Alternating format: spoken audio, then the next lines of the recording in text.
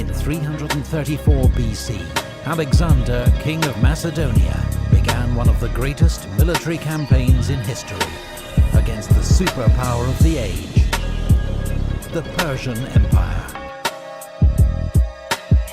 Just 20 years old, his brilliant and fearless leadership won him battle after battle, and in an astonishing 10-year campaign that took him to the edge of the known world, he carved out one of the largest empires ever known. Few men have had such a massive impact on the course of history. To the Persians, he was Alexander the Accursed, but to the West, he was immortalized as Alexander the Great. 20-year-old Alexander, brilliant, restless, tutored by the great philosopher Aristotle, and already an experienced military commander. Alexander inherited his father's grand plan to invade Persia. But first he had to secure his own position as king. At home he had potential rivals executed, then crushed rebellions in Illyria, Thessaly, and central Greece.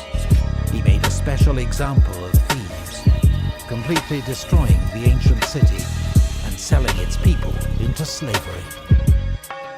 In the spring of 334 BC, now ready to launch his war against the Persian Empire, Alexander led his army across the Hellespont into Asia Minor. It was the start of one of the greatest military campaigns in history.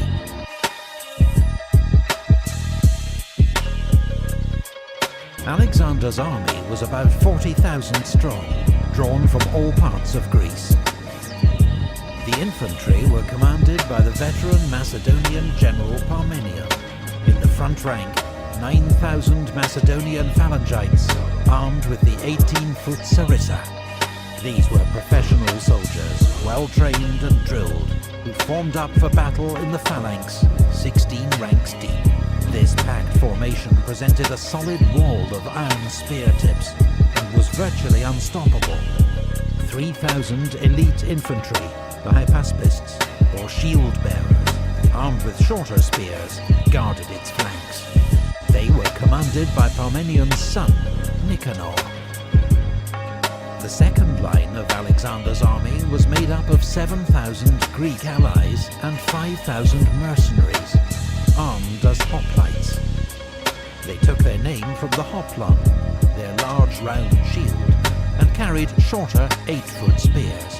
A hoplite phalanx was not as effective as the Macedonian phalangites, but still well armed and heavily armored for the time.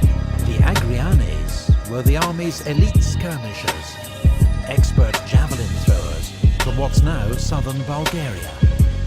Other skirmishers from Thrace and Illyria were armed with javelins, slings and bows. The shock troops of Alexander's army were the companion cavalry, 1,800 elite horsemen, armed with spear and sword, commanded by Philotas, another son of Parmenion. Alexander led the royal squadron in person. There were also 1,800 cavalry from Thessaly, commanded by Callas, 600 from other parts of Greece, led by Arigeus, and 900 mounted scouts from Thrace and Paeonia, under Cassander. The great Persian Empire was divided into provinces, called satrapies. Each satrapy was ruled by a governor, or satrap. Those in Asia Minor, now threatened by Alexander's invasion, met to discuss strategy. Memnon of Rhodes, a skilled Greek general in Persian service, urged them to avoid battle with Alexander. Instead, he advised them to use a scorched earth strategy, to burn villages and crops and withdraw to the interior. Alexander's army, he promised, would quickly starve. It was good advice, but the satraps were unwilling to lay waste to their own provinces without a fight. So they decided to face Alexander's army at the river Granicus. The Persian army formed up behind the river, which was shallow but 60 feet wide with steep banks. Their front line was a wall of cavalry, about 10,000 horsemen from across the empire. Medes and Hyrcanians from modern Iran, Bactrians from Afghanistan, and Paphlagonians from Turkey's Black Sea coast.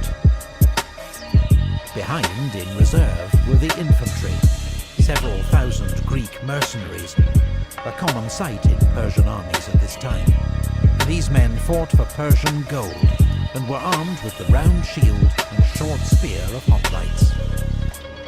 The Persians may have been unsure if they could trust these men in combat against fellow Greeks, and so placed them at the rear.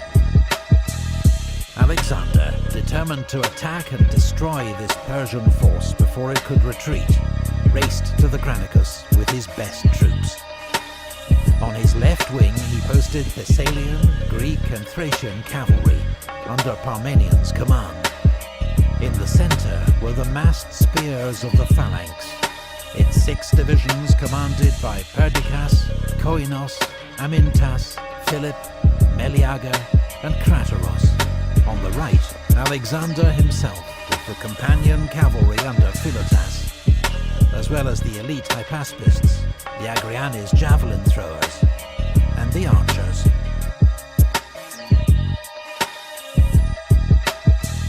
Alexander, with 13,000 infantry and 5,000 cavalry in all, was probably slightly outnumbered. But ignoring advice to wait until dawn to cross the river, he ordered an immediate assault. He sent a squadron of companion cavalry to ford the river, followed by a regiment of hypaspists and the Paeonian light cavalry. Alexander, calling on his men to show their courage, then led his right wing across the river. As they reached the middle of the river, the Greeks came under a hail of javelins, darts and arrows from the Persian line. Those that made it to the far bank were immediately charged by the Persian cavalry. Alexander was in the thick of the fighting. He attacked where the whole mass of their cavalry and leaders were stationed. Around him, a desperate conflict raged. Horses were jammed against horses, and men against men. The Macedonians striving to drive the Persians away from the riverbank. The Persians determined to prevent them crossing, and to push them back into the river.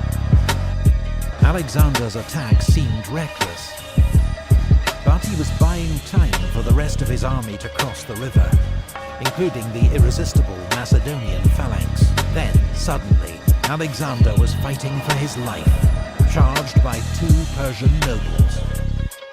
Roisaces rode up to Alexander and struck him on the head with his sword, breaking off a piece of his helmet. But the helmet broke the force of the blow, and Alexander struck him down with his lance.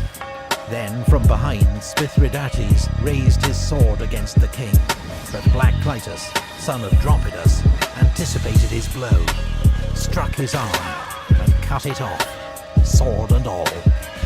Now the Greek army was across the river, and the Persian cavalry faced a wall of Macedonian spears. Most turned and fled. The speed and shock of Alexander's attack meant Persia's Greek mercenaries hadn't even had time to join the battle. Alexander, in a blood rage, or possibly regarding these Greeks as traitors, ignored their appeals for mercy. The mercenaries were surrounded on all sides and massacred. Alexander had won a great victory. Asia Minor now lay at his mercy. But the Persian Empire was still a land of immense wealth and power. Already, it was mobilizing its vast resources to face him. If Alexander was to conquer this empire and take his place in history, he'd next have to face Darius, King of Kings himself.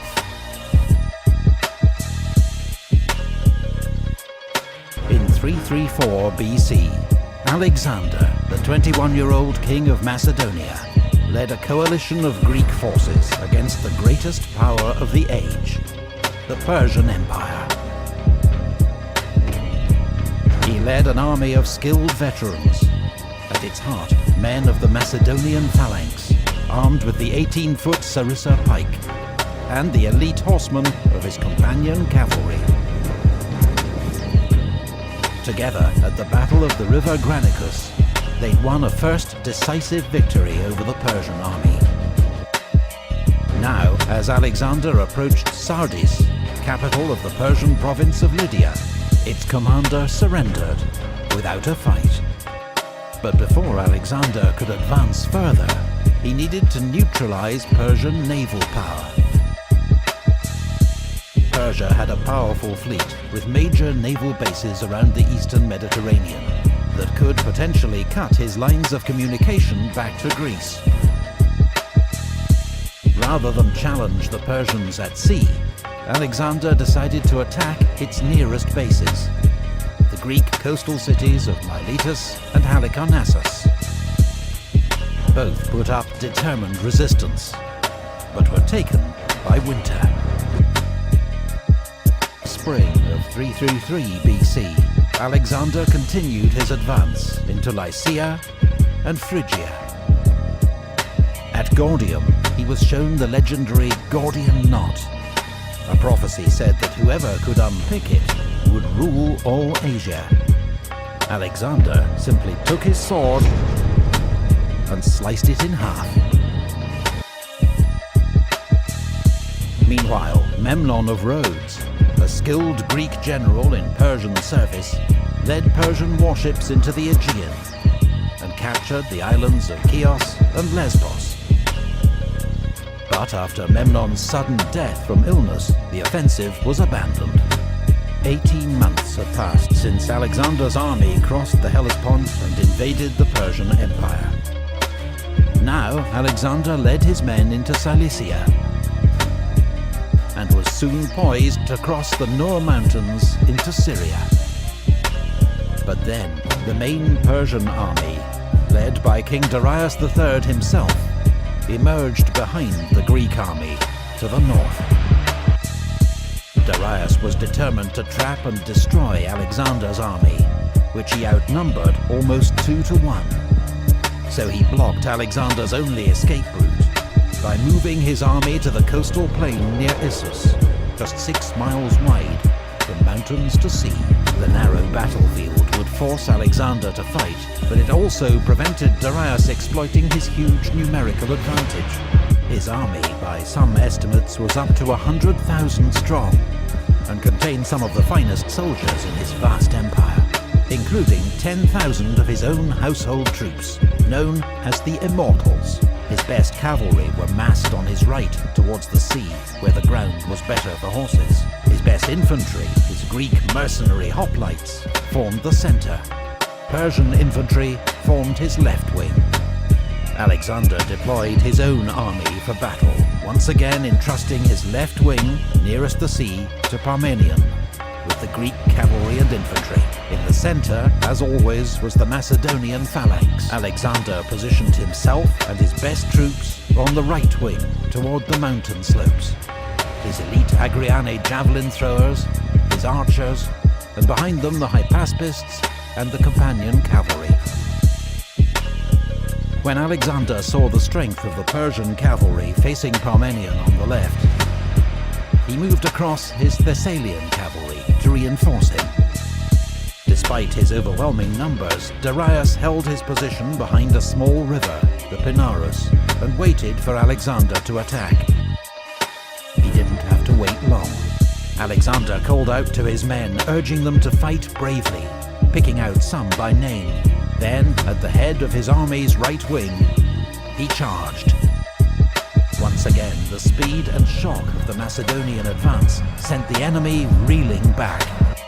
But in the center of the battlefield, the Macedonian phalanx was in trouble. In its effort to keep up with Alexander, its formation had become disordered. Now, in fierce fighting with Darius's Greek mercenaries, the phalanx was slowly being driven back. Alexander, seeing the danger, regrouped and led the companions in a headlong charge straight at the Persian center. The Greek mercenaries, threatened on their flank, were soon in disarray, and the Macedonian phalanx was able to resume its advance. Alexander fought his way towards the great king Darius himself. Rather than face this apparently mad and fearless Macedonian king, Darius fled the battlefield in his royal chariot. Meanwhile, the Macedonian left wing under Parmenion was in a desperate fight against the best of the Persian cavalry. If the Persians could break through here, they could envelop Alexander's army and snatch victory from the jaws of defeat. But Parmenion and his troops fought doggedly and continued to hold the Persians at bay. As the news that Darius had fled spread among his troops, they abandoned the fight and tried to save themselves. The battle turned into a massacre. Ptolemy, one of the Macedonian commanders, told Alexander there were so many Persian dead, his men had used them to fill a deep ravine so they could cross over it. The Battle of Issus was a stunning victory for Alexander.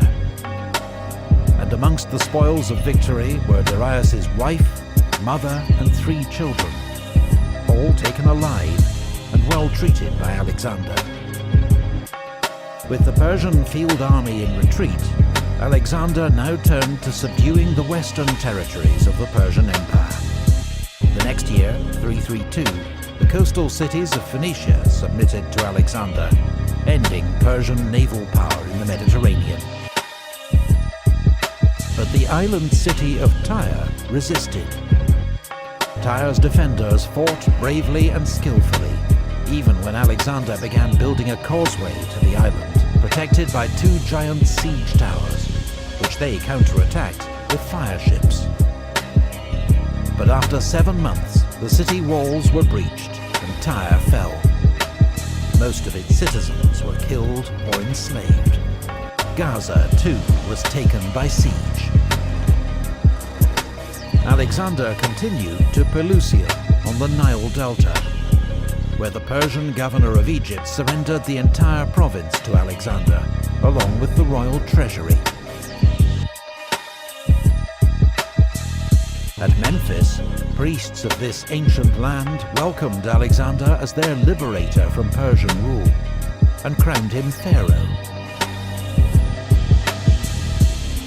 At the mouth of the Nile, he founded a new city, Alexandria, then travelled to the desert oracle of Siwa, where according to some accounts the priests welcomed him as son of Amun, king of the gods.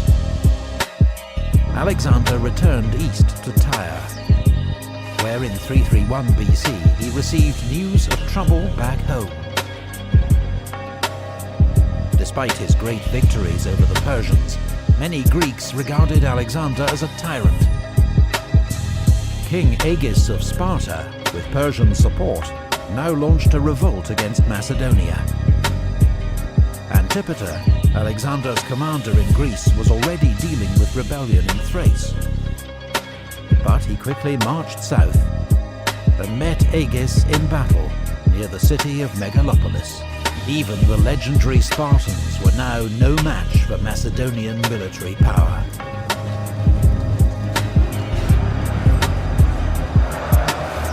The Spartan army was crushed. King Agis himself was among the fallen. With his base in Greece secure once more, Alexander advanced towards the Persian heartlands, seeking a final showdown with Darius. He received a letter from the Persian king offering him a fortune in gold, his daughter in marriage, and half his empire in exchange for peace. But Alexander's stunning victories, all the oracles and acclamations, had now convinced him that his destiny was to rule the world. He rejected the Persian king's offer. He didn't want half the empire. He was coming to take it all.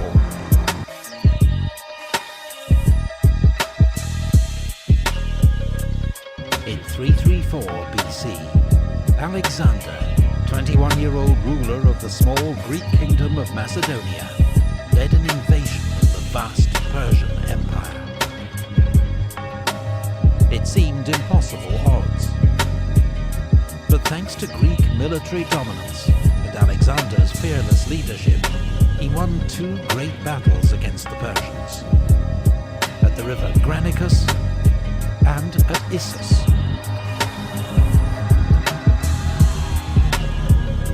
Having subdued Persian lands west of the Euphrates River, he now headed east into the empire's heartlands, seeking a final showdown with the Persian king, Darius III. Receiving news that a great Persian army led by Darius had assembled at Gaugamela, near modern Mosul in Iraq, he made straight for it. This was Darius's last chance to stop Alexander, and Alexander's chance to smash Persian power once and for all. Darius had chosen to fight on open ground, where his advantage in numbers would be more telling. His soldiers had also worked hard to clear and flatten the terrain, to make it suitable for Persian war chariots. By modern estimates, the Persian army was between 50 and 80,000 strong, and made up of contingents from across the empire, infantry from Syria and Babylonia, cavalry from Armenia, India and Central Asia, up to 200 scythed chariots, even a handful of war elephants. Alexander's army was smaller, and may have been outnumbered by as much as 2 to 1. He deployed his units in their usual formation. On the left flank, Thracian and Thessalian cavalry, commanded by Parmenion. In the centre, the Macedonian veterans of the phalanx, each armed with their 18-foot sarissa pike. On the right flank, Alexander with his elite cavalry, the companions, and his best infantry, the hypaspists. These were the units with which Alexander planned to launch his main attack. Greek hoplites formed a second line and supported both wings, which were angled back to guard against encirclement by the Persians. The battle began when Alexander led his wing out to the right, a move that took the Persians by surprise. Could Alexander really be trying to encircle their huge army?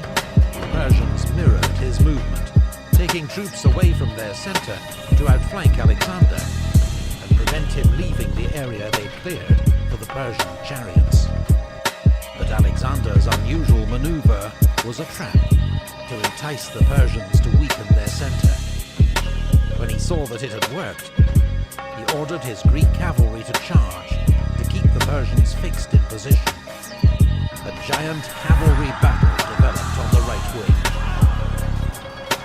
Darius, meanwhile, judging this to be the decisive moment, unleashed his chariots, but expert Agriane's javelin throwers took out horses and crews, while the Greek infantry opened lanes, allowing the chariots to pass harmlessly through.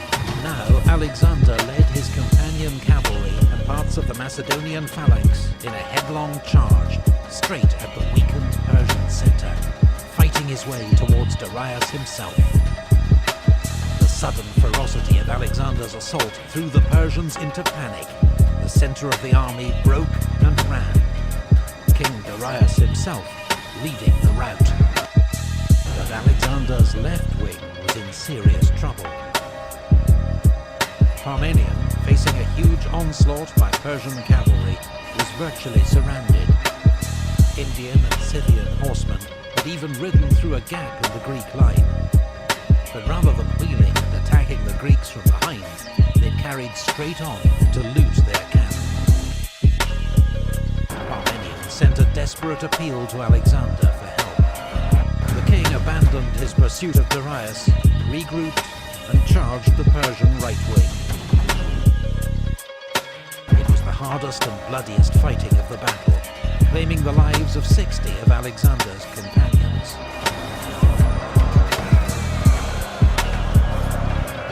Finally, as news of Darius's flight spread across the battlefield, the last Persian horseman turned and fled. The Battle of Gaugamela was a stunning and complete victory for Alexander. According to ancient sources, he lost just a few hundred men, while the Persians lost thousands. Alexander had routed Darius's great army, and now the road to Babylon, the empire's main capital lay open. The Macedonian king entered the great city in triumph, recognized by Persian officials as its new rightful ruler. So too at the city of Susa, where Alexander ceremonially took his seat upon the royal throne of Persia. In the Zagros Mountains, at a pass known as the Persian Gates, a courageous Persian force held up Alexander's army for a month. The Greeks eventually found a mountain path that bypassed their position, allowing them to encircle and wipe out the defenders. In early 330 BC, Alexander reached Persepolis, the empire's ceremonial capital. Alexander wanted to appear as a liberator to the Persians, as a legitimate successor to King Darius. But now he ordered Persepolis to be pillaged and burnt. Retribution for the Persian invasion of Greece and the burning of Athens' sacred temples in 480 BC.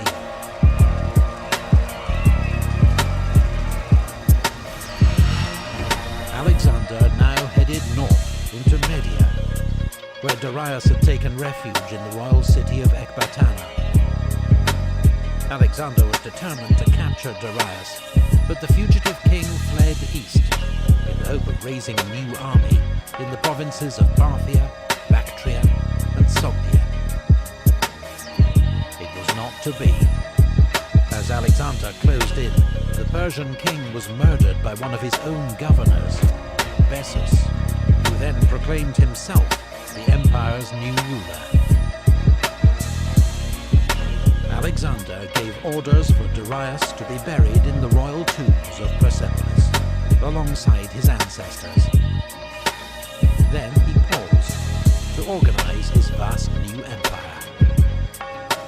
Alexander appointed viceroys to rule the provinces on his behalf, keeping several Persians who had sworn loyalty in their posts. Then he resumed his march east, his goal to find and kill the usurper Bessus, subjugate the empire's eastern provinces, and reach the far edge of the world.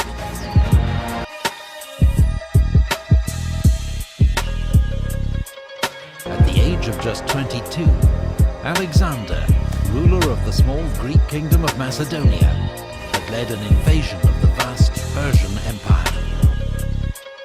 After a string of victories, he smashed Persian military power at the Battle of Gaugamela and took the Persian throne for himself.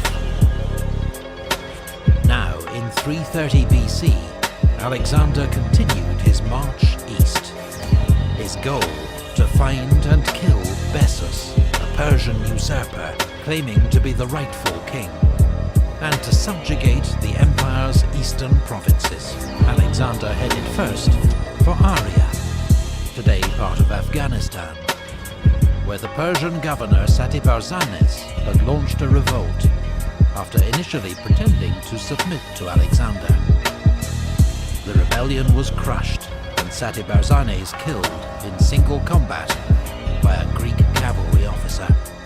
Nearby, Alexander founded the city of Alexandria Ariana, modern Herat, one of around a dozen cities that Alexander would eventually found, almost all bearing his name. Alexander marched on to Frada. The Macedonian court had a long tradition of plots and assassination. 6 years before, Alexander's own father, King Philip, had been murdered by his bodyguard. He was now informed that Philotas, commander of his companion cavalry, had uncovered a plot to assassinate Alexander, but kept it secret. Philotas and his father Parmenion were among the most respected of Alexander's commanders, and had played crucial roles in all his great victories. But when Philotas confessed, under torture, Alexander had him executed, then sent assassins back to Ecbatana, where Parmenion was governor, to kill him before he even heard of his son's death. and had a chance to turn against Alexander. In 329, Alexander resumed his pursuit of Bessus. En route, he founded the city of Alexandria Arachosia, modern Kandahar in southern Afghanistan. As he reached Kunduz, Bessus was betrayed by his own men and handed over in chains. Alexander sent him back to Persia for execution as a kingslayer. Alexander pushed on into modern Tajikistan, where the Sogdians rose up against him. He had to fight off attacks by local tribes and take several towns by assault.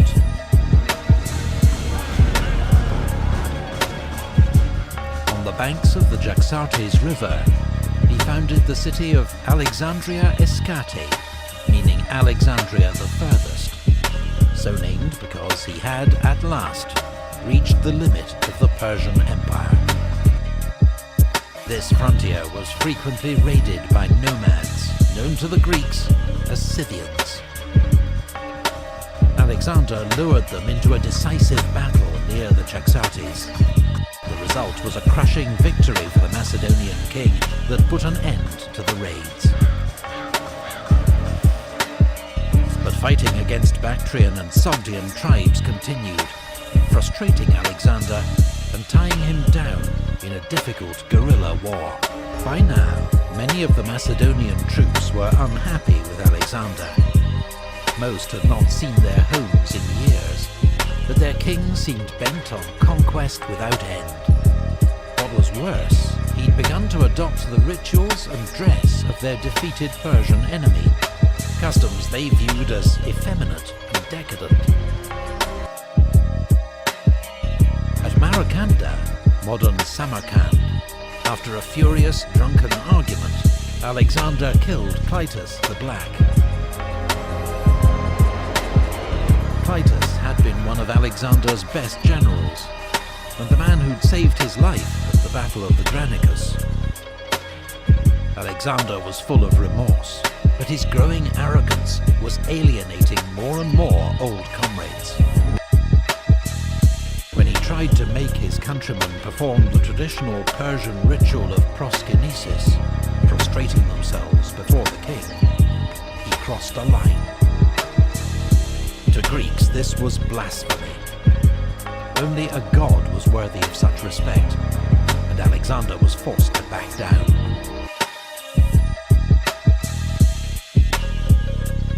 In Bactria, another plot to assassinate Alexander was uncovered. This time the ringleader was a royal page, one of the sons of Macedonian nobility who attended the king. Hermolaus had become murderously bitter towards Alexander over a perceived injustice. He and his accomplices were tortured and then stoned to death. Callisthenes, Alexander's official historian, was also implicated in the conspiracy. He was thrown in prison, where he later died. That summer, in 327, according to legend, Alexander became captivated by the beauty of Roxana, daughter of a Bactrian lord.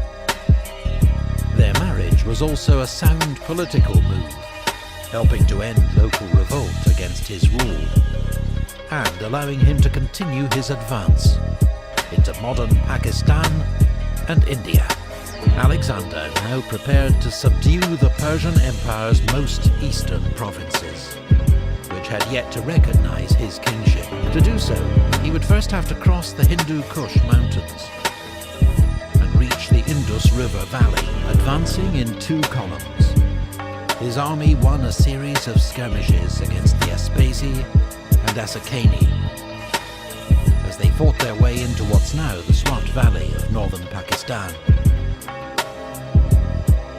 After a fierce siege, Alexander took the Asakanian capital of Massaga. According to legend, it was ruled by a beautiful queen, Cleophas, who bore Alexander a son and was allowed to keep her throne. The ruler of Taxila, near modern Islamabad, had formed an alliance with Alexander. Together, they marched to face Porus, king of Parabas, at the Battle of the Hydaspes. It was Alexander's costliest battle, as Porus's war elephants inflicted terrible casualties amongst the Greeks. But despite Porus's fearless leadership, the battle ended in a decisive victory for Alexander, winning him control of the Punjab. Alexander wanted to push on into India, to reach the great river, which ancient Greek geographers said formed the edge of the world. But at the river Hyphasis, known today as the Beas, his army mutinied.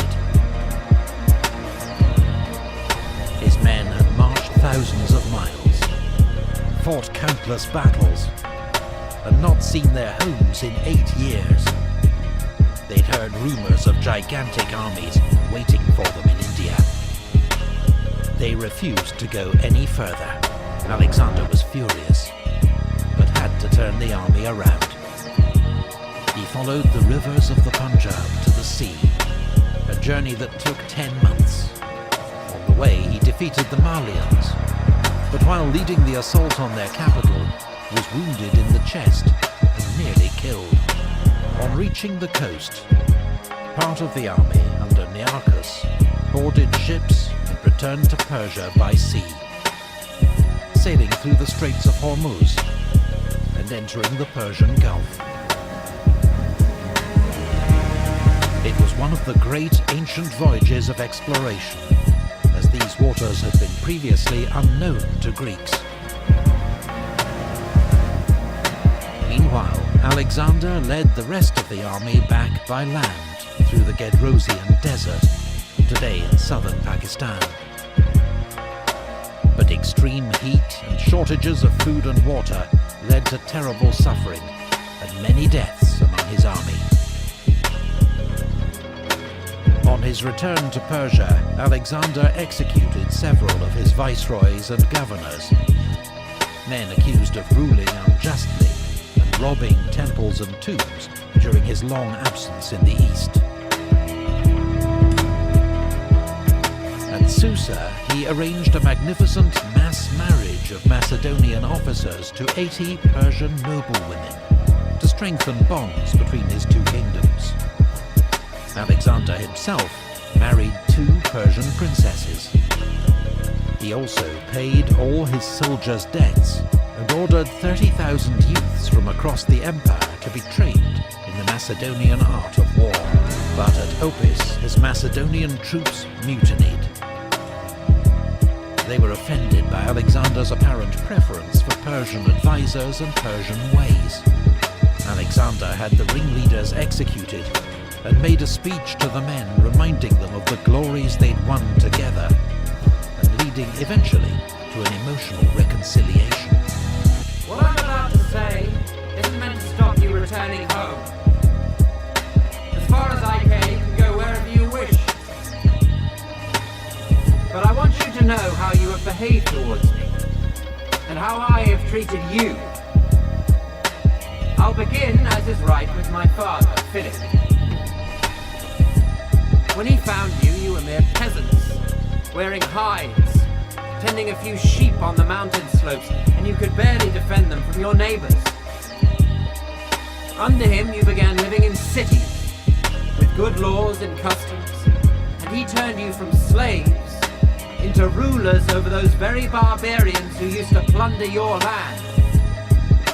He conquered most of Thrace, taking the best harbors so there was trade and prosperity, and put the mines to steady work. The Thessalians, they used to terrify you. Well, we rule them now. The Athenians and Thebans, always looking for a chance to attack Macedonia, were so humble, myself playing my small part in the war, that they no longer take tribute from Macedonia, but instead depend upon us for their protection. My father went to the Peloponnese and put their house in order. Then he was declared supreme commander of all the Greeks for the campaign against the Persians, an honor not just for himself, but for all Macedonians. This is what my father Philip did for you. Great enough on its own, but small compared to what you gained from me.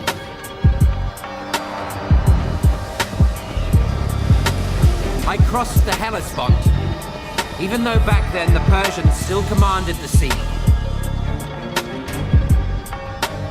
I defeated the satraps of the great King Darius, and made you rulers of Ionia, Aeolis, Phrygia, and Lydia, and took Miletus by siege. The rest of the land surrendered willingly, and their wealth became yours. All the riches of Egypt and Cyrene, which I won without a fight, are yours now. Syria, Palestine, Mesopotamia, Babylonia, all belong to you. The wealth of Lydia, the treasures of Persia, the jewels of India and the outer sea. You are now satraps. You are generals and captains. What have I held back for myself apart from this purple cloak and diadem? Nothing. No man can point to my riches, only the things I hold in trust for you all. And what would I do with them anyway? I eat what you eat. I get no more rest than you. Many times I have spent the night on watch so that you could sleep soundly. Who among you believes he's worked harder for me than I have for him? Come on. If you've got scars, strip and show them to me. I'll show you mine. There isn't one part of my body, the front at least, that doesn't bear a wound. My body's covered in scars from every weapon you can think of. Swords, arrows, stones, clubs. All for the sake of your lives, your glory and your wealth. And yet here I still am, leading you, as conqueror of land and sea, rivers, mountains and the plains. We've celebrated our weddings together. Many of your children will be cousins of my own. I've paid off your debts without asking how you got them, even though you're paid well enough and pillage every city we take. Many of you wear golden crowns, badges of courage and honor given you by me. Any one of us who was killed, who met a glorious end, we buried with full honors. Many now stand immortalized by bronze statues in Macedonia. Their families are honored and pay no taxes. Under my command, not one man has been killed fleeing the enemy. And now I wanted to send back some of you who've been wounded or crippled, or have grown old, to be welcomed back home as heroes. But since you all wish to go, then all of you, go! Go home and tell them that your king, Alexander, conqueror of the Persians, Medes, Bactrians and Scythians, who now rules over the Parthians, Chorasmians and Hyrcanians as far as the Caspian Sea, who's marched over the mountains of the Hindu Kush, crossed the Oxus and Tanais rivers, even the Indus, first to cross it since Dionysus himself. I would have crossed for High-Phasis too if you hadn't cowered in fear. Who sailed into the Great Sea from the mouth of the Indus. Who crossed the desert of Gedrosia, where no one had ever led an army. Who took Carmenia, while my fleet sailed the Persian Gulf. When you get home, you tell them that when you made it back to Susa, you abandoned him and went home, leaving him under the protection of the foreigners you'd conquered. Perhaps this report of yours will seem glorious in the eyes of men, and worthy in the eyes of the gods. Be gone! At Ecbatana, Alexander's closest and most trusted friend, Hephaestion, died of fever. The king was grief-stricken, went days without eating, and ordered a period of public mourning across the empire. Alexander waged a successful campaign against the mountain raiders of Kossia. not even the Persian kings had been able to subdue. Returning to Babylon, he was met by embassies from distant peoples, come to recognize his greatness. Ethiopians, Libyans, European Scythians, Lucanians, Etruscans, Gauls, and Iberians. Alexander's Bactrian wife, Roxana, was now pregnant. But as he planned his next campaign to Arabia and beyond, he developed a sudden fever and died days later, aged just 32. The cause of Alexander's death has never been established. It may have been malaria, cholera, typhus, or poison. Alexander died undefeated in battle. His reputation as a brilliant, fearless, and daring military commander remains undimmed. His decade-long campaign created one of the largest empires ever known, stretching from Greece to Pakistan. But it was vast and unstable, held together only by his own brilliance and name. Alexander left no plans for his succession, and his generals soon began fighting among themselves to carve out their own empires. In the Wars of the Successors, Alexander's widow Roxana and his young son were murdered. His own gold sarcophagus, en route to Macedonia for burial, was hijacked and ended up in Alexandria in Egypt. Today, its location remains one of the world's great unsolved mysteries. Few men have ever had such an impact on the course of history as Alexander the Great. The breathtaking achievements of his short life ushered in the Hellenistic age, as Greek ideas spread across the territory of his former empire, fusing with local traditions to trigger new developments in art, science, government, and language. Some of the successor kingdoms to his great empire were short-lived. Others endured for centuries. But all, in turn, would fall to new forces. And in the West, to the rising power of Rome.